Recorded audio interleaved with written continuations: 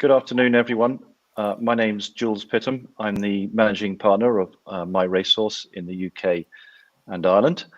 Firstly, I'd like to thank everyone for attending today, and I'd also like to thank people who've submitted questions in advance. Some really good questions have come up. We'll hope to get through all of them. There are some duplications, so we'll try and answer everyone's question. We're going to take about 30 to 45 minutes today, depending on how we get on.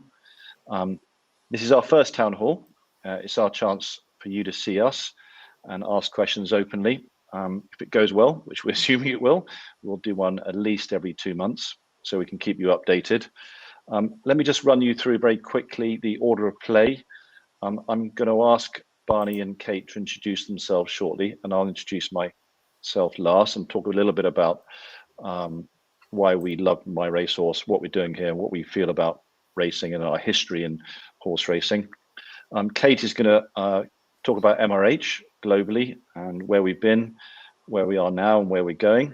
I'm going to talk a little bit about why MyRacehorse is different than other syndicates, because that question comes up a lot, and there's some confusion out there, and we're hopefully going to clear up some of that confusion today.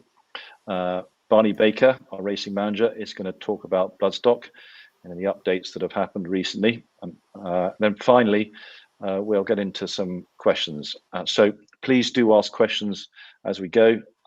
They're being moderated in the background, so we see those and they'll pop up, and we'll do our best to get into those and answer them as best we can. But at this stage, I am going to ask Kate to just introduce herself, followed by Barney. Kate. Hi guys, welcome. We're so excited you could join us today. My name is Kate Hardy, and as you can tell, I'm not native to the UK or Ireland. I actually am from Kentucky and knew my racehorse back from in the USA. I worked for Godolphin for 8 years out there in their sales and marketing team, and moved out here to, actually I'm located in Ireland, and moved out here last July with my family. So joined MyRacehorse last July and was really excited to take on the challenge of helping them expand into the UK and Ireland. So thrilled to be here with you guys today. Barney. Perfect. Hello, everyone. So I am Barney Baker. I'm racing and ownership experience manager for MyRacehorse. This basically means that I'm responsible for regular updates on all the horses, liaising with trainers and their teams, and kind of coordinating and arranging race day events and stable visits. So basically ensuring that all owners are receiving kind of very regular ownership bulletins. A bit of context about myself. So I was brought up around racehorses and the sport for my entire life as a son of a racehorse trainer. And my association with MyRacehorse is just I've been passionate about getting new people into the sport. I became aware of the success of MyRacehorse in the US, and this really struck a chord for myself, and I'm very excited to get the chance to promote fractional ownership over here. Thank you, Barney. My background is in financial markets. I spent nearly 30 years in financial markets, and in the latter part of my financial career, me and two friends started a business that brought transparency to a market that didn't otherwise have transparency. And I bring that up because I think it's particularly relevant to the horse racing industry. I think it's a confused market.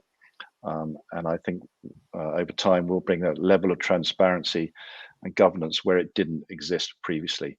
And there are two words that are used a lot at MyRacehorse, and hopefully that will come across today and in the future as people get to know our product better. But that's really important to us. As it relates to my racing background, I think my grandmother decided that I was should be entertained. Used to take me racing from the age of about 8, starting with point to pointing, and we'd look at the form. We'd have a small bet. I think she thought it would help my maths. She might have been right. And then I went on to own a few horses from about 12 years ago, and I started at MyRacehorse having met Michael Barron as the chief executive and founder a couple of years ago, and that's where I am now. Kate, can I ask you to talk about MyRacehorse for us? Sure. Yeah, I would love to. So as Jules said, our founder is Michael Behrens, and this My Racehorse kind of came about from just a dream of his. I mean, the way that I hear the story, not confirmed, is that literally he sat around writing on the back of a napkin about horse racing and democratizing ownership with his family. So he's just a huge fan of racing, and really his background was is in marketing and tech out in the United States, and just he came at it from loving and being passionate about racing and wanting to bring as many people in as possible. And so started thinking about how that could be done. And he saw a huge opportunity into the fact that there were so many engaged fans in this sport that we all love, but so few of them actually participate as an owner. And he wanted to figure out how that could sort of shift and how more people could be participatory in this sport that we all love. So that sort of set the dream in motion. And in 2018, he sort of launched a beta version of My Racehorse just in the state of California. I think they launched with 4 horses. And then in 2019, they, after a lot of success and a lot of people really joining in with them in 2018, they expanded nationally in the US and went into every state. Of course, it kind of just blew up from there. In 2020, Michael caught the attention of a superstar in the industry, B. Wayne Hughes, who really bought into the idea. And in the U.S., he's associated with Spendthrift Farm, which is one of the largest stallion farms and racing departments in the USA. And so when he bought into the dream and really got all in with My Racehorse, that's when they purchased Authentic. And Authentic, as you well know, went on to win the 2020 Kentucky Derby, which is the biggest race in the U.S. For 3-year-old colts, and then also the Breeders' Cup Classic. And so with that, My Racehorse just exploded. And it was so exciting. That 2020 Kentucky Derby was the first time that over 5,000 owners owned a piece of that once-in-a-lifetime experience. And you just can't imagine, the excitement across all over the My Racehorse platform, all over Twitter, all over horse racing, when you have 5,000 people who just owned the Kentucky Derby winner. So it really it was a snowball effect from there, and our stable exploded. We now have over 100 horses in training in the USA. And so with that, I sort of jumped ahead of myself there.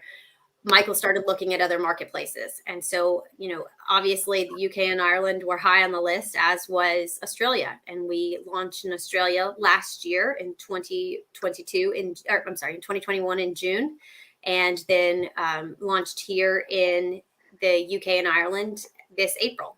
So we hope to also add more marketplaces to our My Racehorse ownership overall, global, I guess, in the next couple of years. But that's where we are now, and we're up to over 40,000 owners globally, over 70,000 users on the platform itself, and like I said, over about 140 horses is what our stable is up to globally now. So it's been a really exciting ride, and we're only going to grow from here. So one of the things that I wanted to talk about while we're here today is our communications. You all get the updates, I hope, from Barney. And, it's just one of the biggest things that we promise you as owners is great communication on your horses. And to that end, one of the questions that we had today from Roger was, is there any chance of having a forum, a WhatsApp group, or some sort of area where the owners can talk and get together? And absolutely, the answer is yes. And the way that we kind of have done that right now is through a Facebook group. We have a Facebook owners group that is just for owners. And the way that that's done is if you go onto your Facebook page, you can search groups for My Racehorse UK owners, and you can click into that. It's very easy to find. We should be right at the top there. Oh, I think Mackenzie's going to show us here. Oh, there we are. Yep, search in groups for My Racehorse UK. Excuse my gardening photos there. This is my Facebook. We're right there at the top, and you can click join. And then all we'll do is, to keep it private, we want to keep it for owners only. So we do ask a couple of questions. I'll ask you, are you a share owner? And then I'll also ask you if you can take the confirmation code that you get once you make your share purchase and type it in here. or just copy and paste from your email. That way we can really control it and make sure it is owners that are in here and it's just owners who get to speak with each other. And then we also just have some basic rules that are just about, respect, really, about when you're commenting and posting on things. And it's a great way to get to talk with owners and debate different things, talk about, the races that your horses are entered in. And we hope all of you will take the time to join that. And so you can get to know one another digitally as well as in person when we have our events. So the Facebook group is one of them, and the app updates, like I said, we really encourage everybody to download the app because that's the best way to get the updates on your horse. When Barney sends those out, we do the notifications as well. So you've got the information almost as fast as we do ourselves on those push notifications. Another thing that we do is our emails, which hopefully you all received the email to get here today with the link. I know one thing I just want to mention is that if they are bouncing to spam, it's because they haven't been opened. So we just want to make sure if you can whitelist My Racehorse or UK support at MyRacehorse.com. That way your emails don't get into spam. That way you keep up to date with everything that we have going on. So with that, that's really all I wanted to talk about communications. And you can always reach us at the phone number or at our email address. And I'll pass it on to Jules to talk about, some differences that we have. Thanks very much, Kate. So we wanted to cover this section in a little bit of detail because the question comes up a lot as to about ownership versus lease. In other words, do you actually own that share? So there's three ways in which we think we are different, or we know we're different. Firstly, we are buying top bloodstock. We are going to the best sales, buying really top quality horses who've got real chances of winning group races, multiple group races. I'm not saying we're the only syndicate that does that, but we think we stand out in terms of the quality of bloodstock we have. And that's been proven in the US. And obviously you all know the bloodstock that you guys own in the UK, and all of them have a chance of being serious horses. And secondly, the top trainers, with Joseph O'Brien, Jonathan Thady Gosden and Andrew Balding, we want to be training with the best to give ourselves the best chances. But the one I particularly wanted to cover today was a question of one-time payment. So this is real ownership. This is not a lease. So when you buy a share with us, in the same way that you might buy a share in Marks & Spencer's, that's your share for life. You own that share. So within the share price, as you know, if you look into the detail on the buy page, there are 2 years worth of fees within that. And we cover all the fees expected for training, insurance, due diligence, anything else. If for any reason there are any bills greater than our estimation, that's our risk. We would cover that cost. I'll talk a little bit in a minute about what happens after year 2 when those fees have been paid and effectively run out. And we've had a question from Jacqueline Doughton. Is the payment to join a syndicate a one-off, and does it cover the day-to-day costs? Yes, it does. And I hopefully that's, as I mentioned, that answers that question. The share doesn't expire. If for any reason, if the horse went on to become or to be sold, you would participate fully with the pro rata sale proceeds according to the number of shares you own. So it's a real share to that in every way. And if one of our horses, let's say Syndicate, went on to be a stallion, the likelihood he'd be sold, because we're not into breeding, and you would participate in that upside if he did indeed was good enough to be a stallion. Prize money and proceeds would be paid to owners on a pro rata basis. As we all know, sadly, prize money in the UK is pretty poor compared to the rest of the world. So there's no point us paying out fees if it's a really small maiden race, but we will keep account of those and we'll pay a dividend at the year end. That said, if one of the horses goes on to win a really good race and there's significant prize money, we'll pay that out immediately. So, and that's very transparent within the app. You can go and look at it and see the credit and see what's being earned. So it's all there for you. So short answer, all prize money and proceeds will go back to the owners. As I mentioned, if within 2 years there's an extraordinary cost, that's our risk. But what happens after 2 years? I'm going to read a question out that we've had from Jackie Ward. He said, I read in the T's and C's that the syndicate lasts for a minimum of 2 years. Does this mean that the horse will be sold or go to stud automatically after 2 years, or is there a possibility of continuing training and racing? Listen, Jackie, the chances are that after 2 years, well, there's a number of different outcomes. One, the horse is good enough to be a broodmare or a stallion, in which case the horse will be sold and you'll benefit from those proceeds. If the horse is slow and is unlikely to win races, they're going to cover his costs. The expectation is we'd move on, perhaps sell that horse and get into another horse that has real chances of winning decent prize money. If it is a decent horse and we continue running it, the expectation is that the horse is running at such a level that all those costs will be paid for by prize money. So our expectation is, and never has it happened before in the US and Australia, where we've been around for a while, we've never asked for a further contribution from our owners. And there are a few questions about this later, and that are a little bit more specific on this point. But in summary, it's a real share. It's not a lease. You own the horse. It's your horse. And we want to be really clear and really transparent about that. And we'll get into some questions, as I say, on that one. At this stage, I'm going to hand over to Barney to talk about bloodstock and event updates. Over to you, Barney. Mackenzie, can we cue the syndicated video, please? So syndicated is one of our horses, a 2-year-old trained by Andrew Balding, by the phenomenal stallion Dabawi, who is known as the sire of sires, out of a Group 3 winning mare, J Wonder. And he was actually our first runner in the UK on 1,000 Guineas Day at Newmarket. And we went there full of hope, and it was a pleasing debut over 5 furlongs.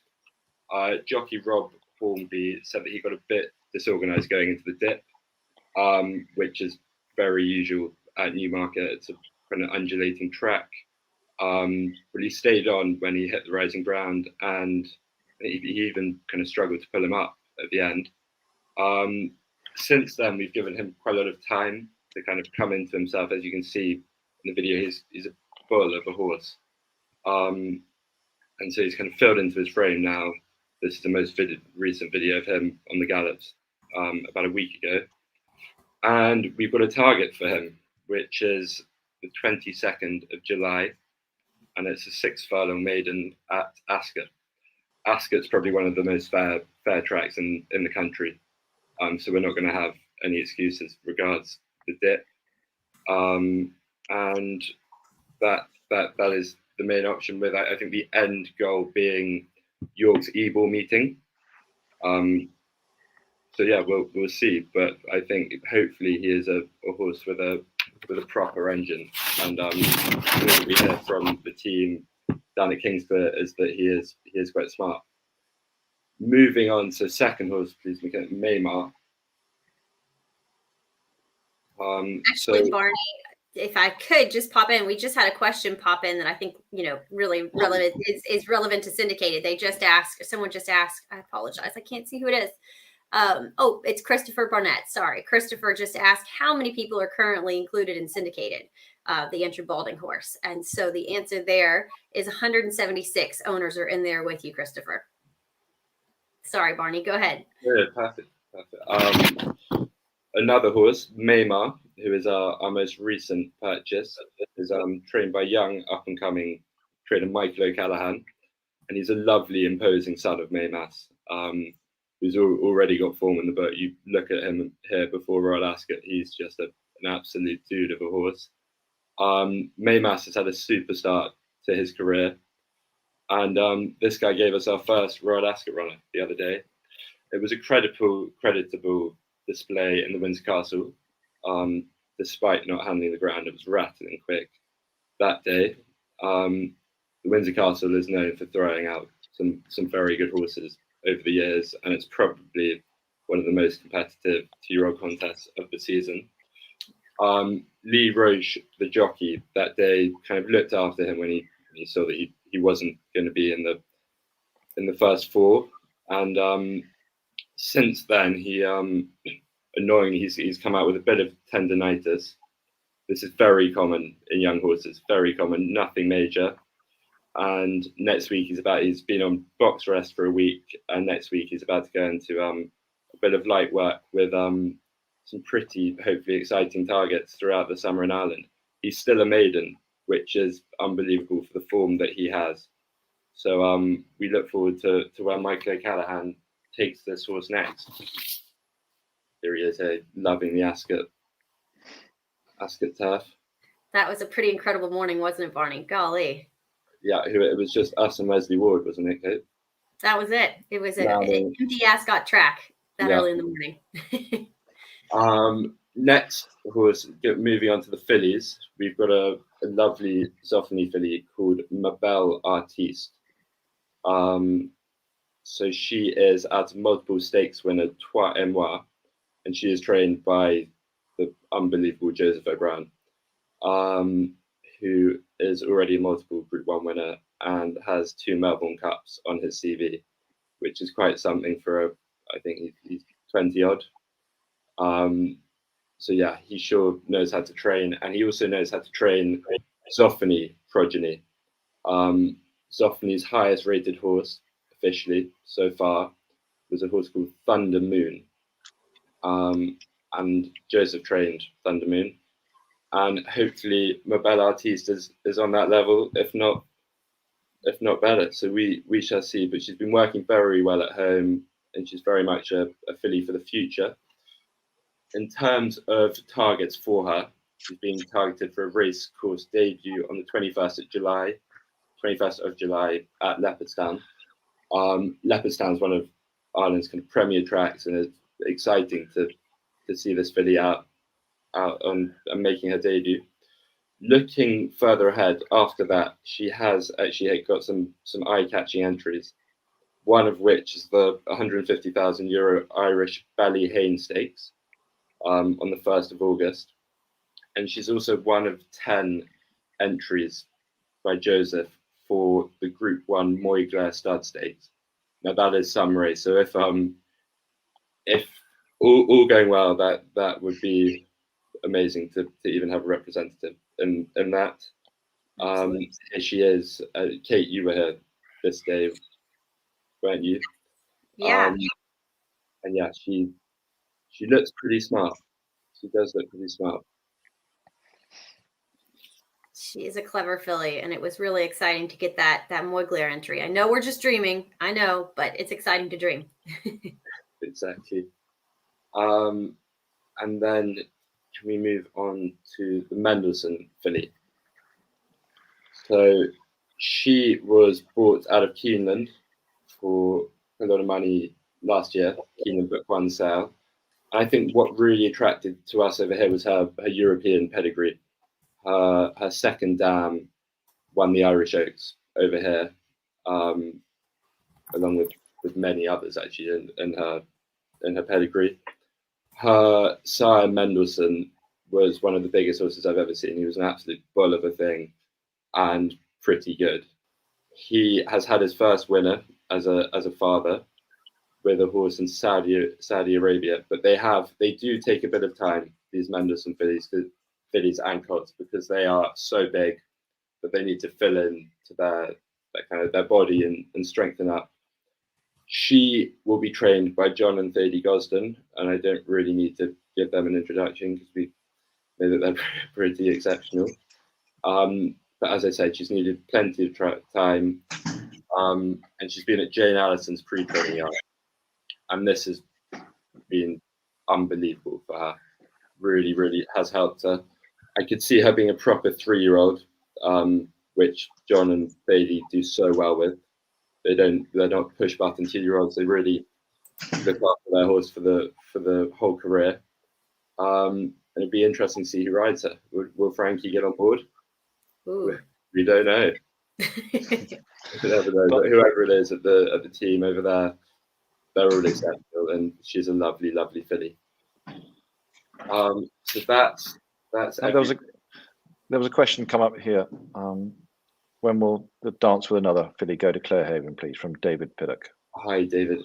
Next week, we're really excited to say that she is on track to go to Clarehaven next week, and I will produce an update.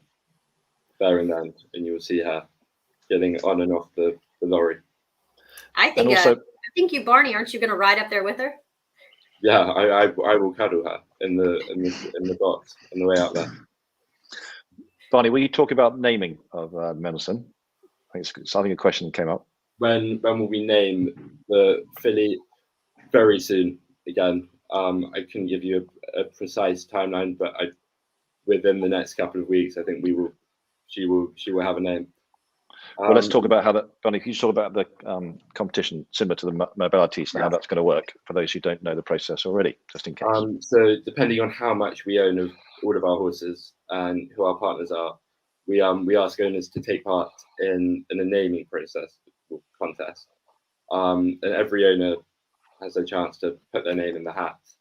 And then us at MyRacehorse will pick kind of the best 4 or 5 that we like and send it back to the owners, and then we'll do a vote, and whoever comes up on top will the horse will be named. And this worked really well actually last time with a horse called Mabel Artis. I think Kate, you know more about the story, but it was Aiden. Aiden came up with a really nice name, and there was a good description behind it. Yeah, I thought he did a great job. You know, I mean, we had 53 submissions for her name in that contest. It was our first naming contest.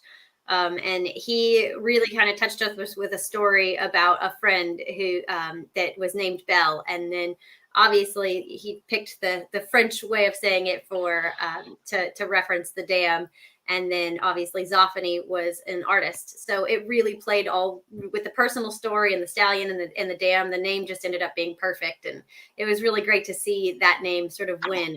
All of you owners agreed with him there. So it'll be fun to see what you guys come up with for Dance with Another once we'll get that going for you in the next couple of weeks here. We wanted to get her into John and Thady's yard first. And then, hey, maybe we'll get them to vote as well on a name.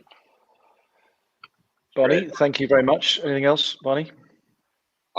Just events, touch on events, kind of what we offer. At MyRacehorse, we look to offer pretty exclusive events with industry leaders. This kind of includes recurring visits to see your horse in training at these historic yards. I went to Kingsclear. Well, I've been to Kingsclear quite a few times, and it is the most magical place. And I'm sure Clarehaven and Carriganog Racing and all these places are unbelievable. But yeah, it's quite something to see your horse being trained by these industry leaders. We also have owners' badge lotteries for runners, and it's been amazing. Kind of how much owners have enjoyed it, and no surprise there, where you get close and personal with all these trainers and listen to their instructions and the jockey debriefs and all these things. Against those, we also have kind of different types of events. So we've got some coming up. We try and be kind of just other types of events. We've got lunch with Nick Luck, our brand ambassador. Mm-hmm. Very exciting. You might get the best tips of the day at that lunch. Yes, think? I think so. I think he knows his stuff, Nick. Yeah, Nick very, very kindly agreed to attend a lunch, and we'll be inviting through the raffle 5 or 6 people to attend. And it's it's huge, your chance to ask any questions you like to, frankly, what is one of the national treasures of British horse racing.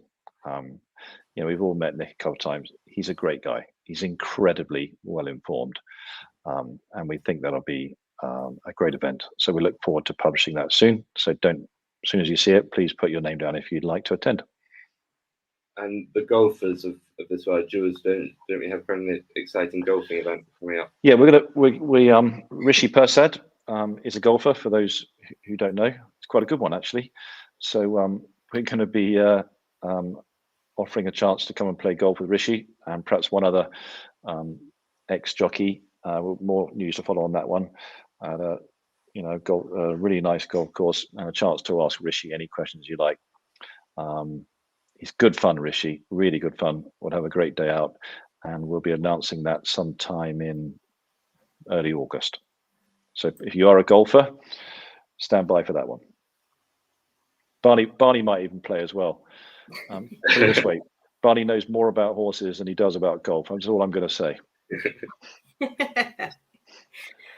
Okay, thank you, Barney.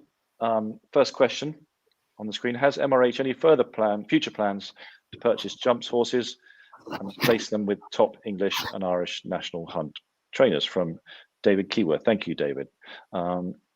Kate, can I ask you to take that one? Sure. So the answer in a short word is yes, we do have those plans. The long answer is we are really trying to think about how that's going to be best for you guys, the owners, because as you know, our model is real ownership. And as you also are well aware, jumps horses can train anywhere from 3 years to 8 years. They can race for, a whole lot longer than our flat horses can. So our dilemma is trying to offer you a share price that isn't, a little bit higher than you're used to, because we have to kind of plug in potentially 8 years of training. So how do we sort of make this model that works for you all, that you're used to with the My Racehorse ownership team, that doesn't include, a huge piece of training bill for potentially a lot of years of training? So whether it is a payment that's 2 years, or, after 2 years, there's an additional payment, which wouldn't really be our norm, or whether we just schedule in for 4 years of training instead of 2 and then go after that. We're just trying to work it through and figure out what's the best way to offer it to you guys. But we've got a poll here that Mackenzie's going to shoot out, and would love to have your input. Just a quick yes or no if you want to see jumps horses. We're trying to make it happen for sure, and we'd love to see it. So short answer is yes, it's coming. Do we want to get the next question up while we wait for that poll? All right, let's see, what's Mackenzie going with now? So what plans are in place to secure a safe future for the club's horses when their racing days are over? It's from Jacqueline in Dalton. Thank you very much, Jacqueline, for that question. I wanted to say that we're not a club, but we talked about that already. Kate, can I get you to answer that one as well? Welfare is extremely important to us, and Kate will explain our plans on that side. Australia, here in the UK and Ireland, all of us have different ways of dealing with it, because these are animals that, we owe everything to. We love the sport of horse racing. That's what this company is founded on. So taking care of them after they're done racing is a founding principle of ours. So here, what we sort of do is we keep a retired racehorse fund for each horse. And so the really great thing about racing in Ireland and the UK versus where I'm from in the US is that because you guys do so much racing on turf, a lot of times these horses can go on to have a much longer career, or B, a more fruitful second career. There's a lot of different options for them. So they can go on to be a jumps horse. If they're just not quite fast enough, but they still are athletic, they can be a jumps horse. Obviously, there's a whole lot being done as far as, bringing thoroughbreds back into the eventing world and the show hunting world. So there's a lot of outlets, and, even polo uses thoroughbreds as well. So what we try and do is partner with accredited organizations. So in the UK, that's the retraining of racehorses. And then in Ireland, please don't make fun, I can never pronounce this name, Trio Ellie in Ireland. And they are two really fantastic associations that help you make a plan. They help connect people who have horses in training, such as us, with the best retrainers in Ireland and the UK, so that those horses can be retrained. So what happens then is that we use that retired racehorse fund to fund the retraining of the horses until they go on to a second home. So every case is a little bit different. And so it just depends. Some horses can immediately be sold for a small sum, or just given to an events trainer or somebody who will train them on for a second career. Other horses, if they've had an injury, they actually need to go to a retirement facility, and we have to pay that board and keep. So that's where the fund sort of comes in. And if the fund isn't used on the specific horse that it was meant for, it'll go back into the larger pool, and we'll use it on another horse that may need to have a little bit more help if there's an injury after retirement or before retirement or something like that. So we work really hard to make sure that they are all taken care of in the best way possible. Mackenzie, can I get you to pop up the next question?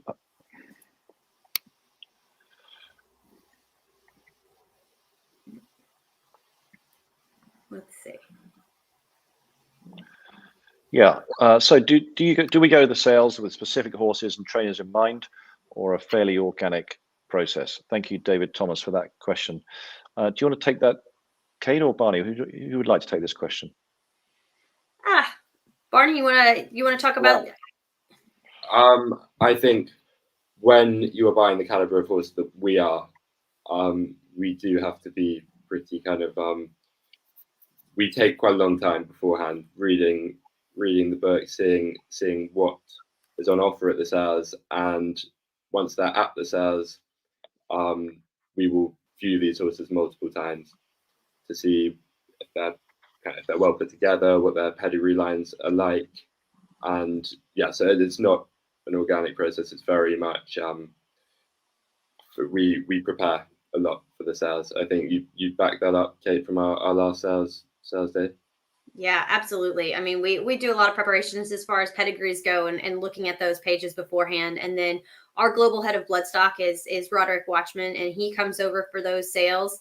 If we're buying yearlings, a lot of the times we try and have a partner already in mind, if we can potentially do that. And then we'll work with that partner to buy a horse that we are both fond of. And then, Barney is, as our racing manager, is part of helping us try and find horses in training. When we were looking for a horse like Maymar right before Royal Ascot, Barney is working with some agents to help that process along as well. So we treat, if we're buying yearlings versus privately horses in training, it's a little bit different with each one, but very thorough process with each as well.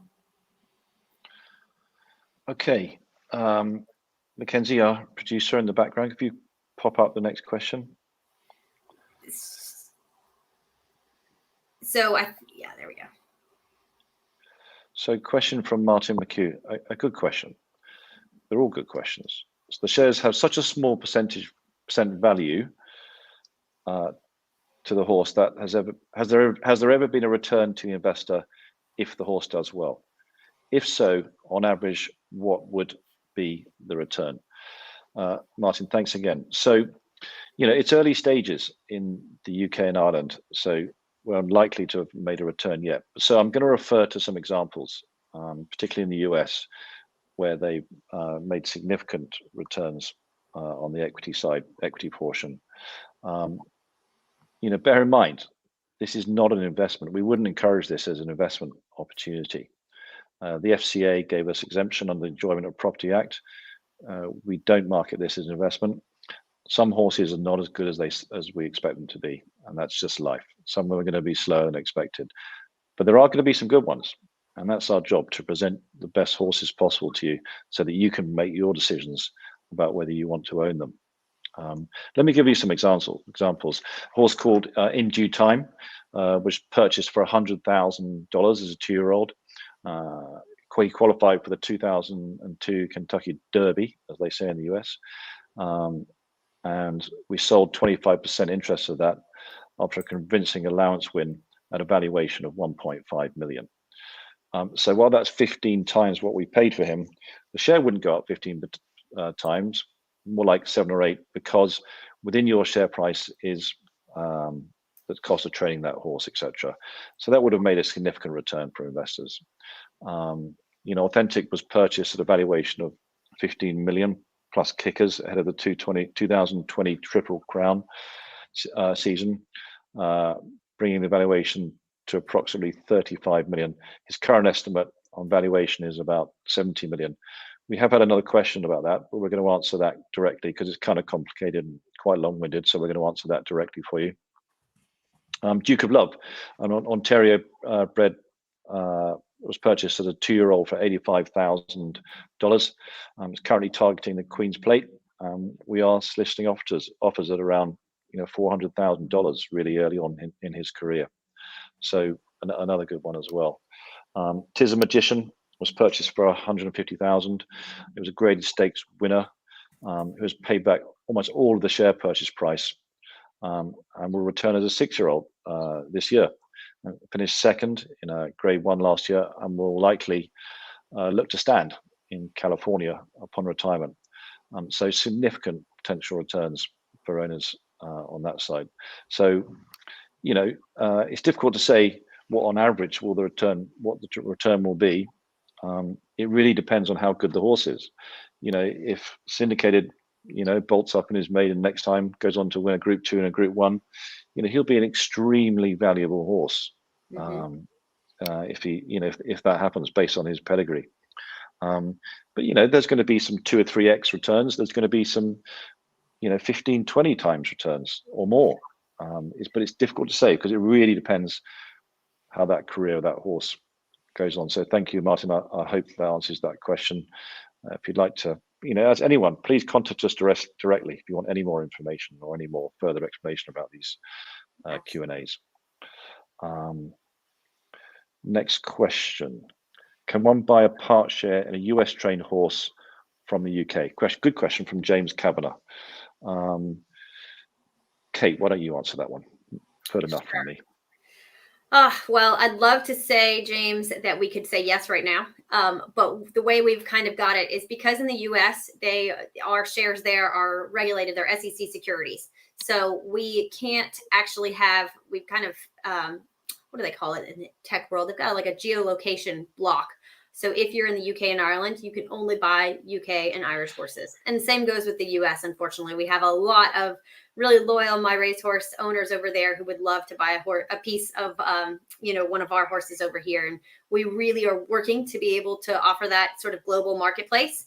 And I think we'll be there. I don't want to oversell, but within the next year or so, we really hope to be able to have that global marketplace open. Jules is probably like, don't say that, but we're getting there. We are working towards that, and we want you to be able to buy part of our U.S. horses, be part of that next Kentucky Derby winner. So just to add to that, Kate, so you can imagine a matrix on the left-hand side of a spreadsheet is all the locations where we have runners and we have owners around the world. And on the top line is where people are in the world. And, eventually, or at some stage, we'll solve for that from a regulatory standpoint as to which people in which jurisdiction can buy horses in which jurisdiction. We're taking it lightly. We don't want to fall foul of any regulations. As we said at the start, governance is really important to us. It's a regulated activity in Australia and in the US. Not so in the UK and Ireland. Central Bank of Ireland also gave us exemption. But we hope, James, that in the not too distant future, we will solve that problem and you will be able to buy horses around the world, fractional shares around the world. Next question. Bearing in mind that MRH are part owned by a third party, how does the decision-making process work with regard to race selection and other matters? From Alan Grundy. Again, thank you, Alan. Barney, do you want to have a crack at that one? Because I think I might bat this one off to Kate. I think Kate, okay. As well. Kate does the partnership agreements. So yeah, Kate, why don't you answer it? In fairness, I look at a lot of contracts, so that's fair. Okay, so you're right. So we'll take syndicated for a great example, or Ma Belle Artiste. It kind of ties in. Somebody was asking about the partnership with Ma Belle Artiste anyways. So if we own a horse 50-50 with a co-owner, then we sort of come to those decisions together. But the way that our partnership agreement is written out, we really depend a lot on the trainer. I don't want to be calling up Andrew Balling or Joseph O'Brien and doing too much race planning in their shoes. So we really sort of leave it to them to give us the lead. And as far as, if decisions have to be made, if we have race A or race B and we can do either one, then the co-owners sort of come together. Andrew Rosen and we would have a discussion on that, or Philip and I would have a discussion on that. And we would make that decision together and then communicate it as soon as we could to all of you owners. But it is definitely based with the partner that you're in the horse with, and then also the percentage owned on each of those. If we have a minority stake, we probably have a little bit less of a voting powder should there be one. But we put a lot of trust in our trainers, and which is why we choose the top trainers in all of our marketplaces. Just a little bit to add on that one. If you spend any time with our founder, and perhaps the next one we'll get him on so he can talk about it. Yes. He imagines a scenario where we are not managing the syndicate on your behalf, where the owners are managing the syndicate, and they're Yeah. voting and making their opinions felt through the digital world, nice and easy, as to how that horse is selected, which race is selected. So that's a plan we have for the future, so that you make the decisions. So it's not a managed syndicate; it's your syndicate, the owner's syndicate, and they collectively make that decision. But that's a little way off until we solve for that one. Yeah, Mackenzie, do you want to pop that question up around Ma Belle Artiste?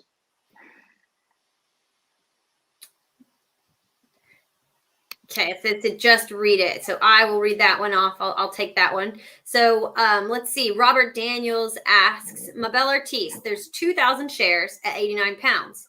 We have 50% ownership. Training fees are 28. If you look at our financial page, you can see that 28 of it is training fees. Times 2,000 shares is 56,000, or 22.50 per month. It's quite high.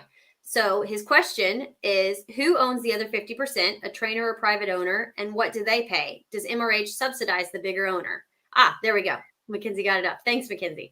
Now you guys can see it all for yourselves. So I can answer all of that. So the other 50% is actually owned by Philip Antonacci, who is a trainer over in the United States. We bought this horse together at the Goff's Orby sale last year with Joseph. The way we kind of landed on the horse was interesting. We loved the filly, and then we found out that Philip also loved the filly, and it was a partnership that was really easy to come to. We agreed right there in the ring that we'd take her 50-50.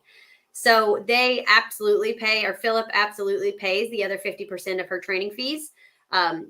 Joseph's office does all of that billing, and he does it straight down the middle, 50-50. You're right, Robert. It does sound a little bit high if you look at it that way. We always overestimate our monthly fees a little bit, because it's not just training to take into account. It's transport, it's farrier, it's vet, it's anything that's associated. It's entry fees. She's got 3 entries right now, or 2 entries right now. And so it's all of those things put together that we sort of estimate into those fees.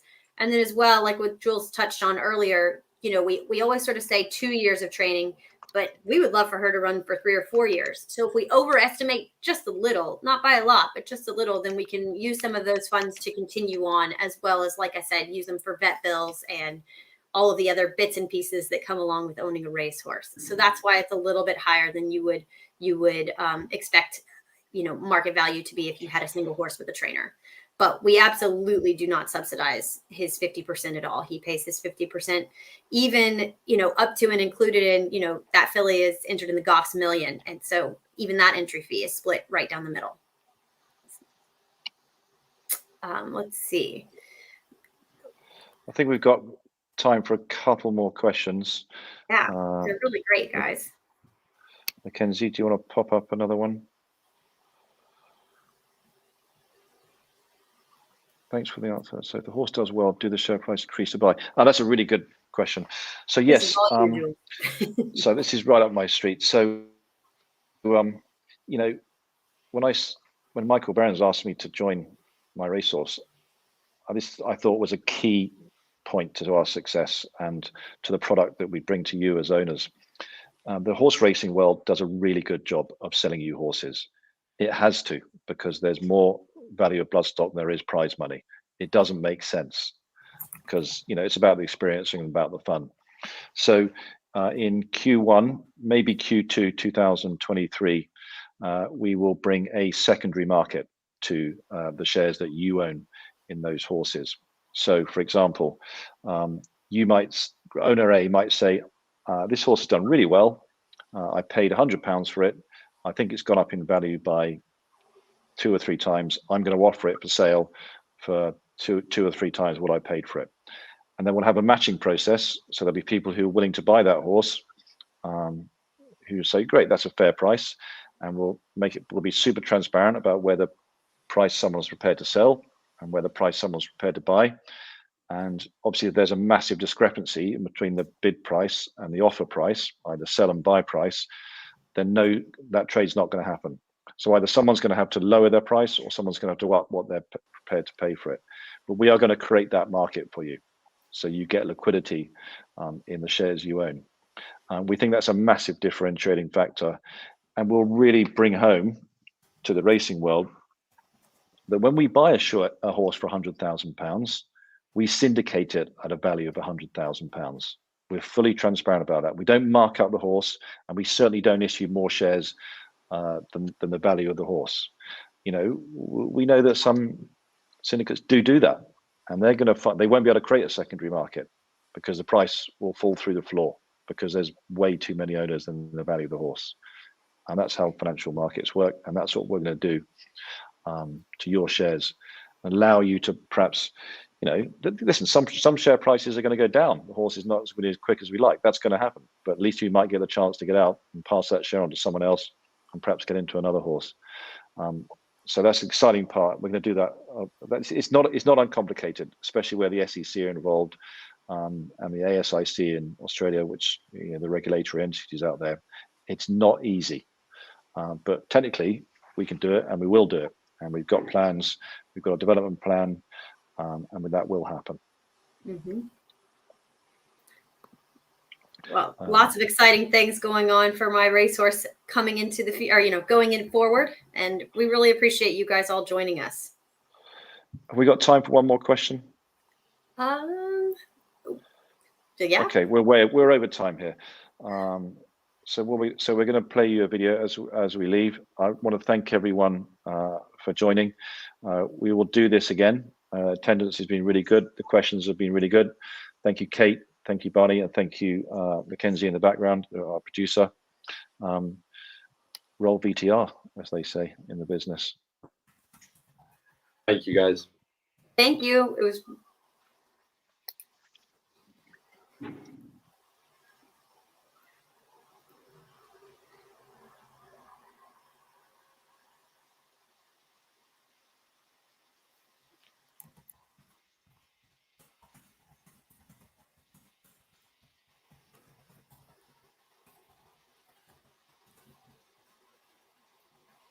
Virginus easily.